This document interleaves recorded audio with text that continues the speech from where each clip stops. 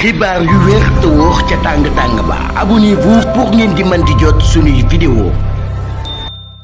jërë ngeen jëf ci ànd ak ñun ci chaîne bii di Buzz 221 HD semaine bi suweetu Seneweb daan nay démonté woon rumeur yi nga xam ne doon nañ ko wax ci li nga xam ne moo téléphone Ndiaga Seck bi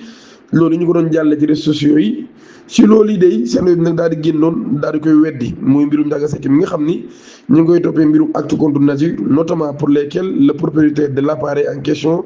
a été arrêté puis remis au commissariat de Linguère avant d'être placé sous mandat de dépôt.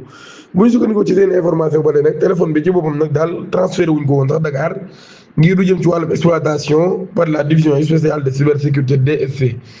amul benn célébrité tamit boo xam jamono boobee ciblé woon nañ ko. waaye nag jamono ji daan nañ wax nag lii ñi ngi bougé ci édition bi nga xam daan nañ koy génnee lundi Libération ci boppam daan nañ xam ne ni la DSC daan na jot kon appareil Ndiaga Seck bi.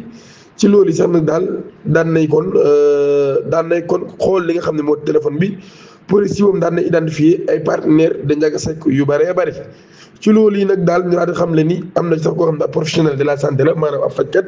boo xam daan nay bokk ci ñi nga xam ne jamono jii day ci mbirum Ndiaga Seck boobee daan nañ leen ciy tudd wala ci téléphone Ndiaga Seck yi daan nañ leen ciy gis kon daal nañu xam ne ni liste bañ doon wax moom Mamadou Gueye Jamra doon ko wax ak yu ni mel bay wax ne téléphone Ndiaga Seck bi am na ñetti kilifa yu ci bokk loolu yi seen daan na koy weddi woon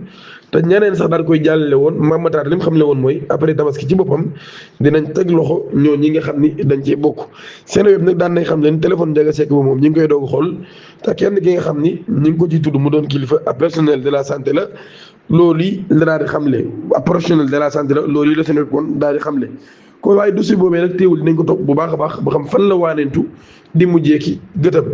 di yaa ngeen abonné activer la cloche notification te aimé vidéo bi jërë ngeen jëf. xibaar yu wér te wóor ca tàng-tàng ba abonnez-vous pour ngeen di mën di jot suñuy vidéo.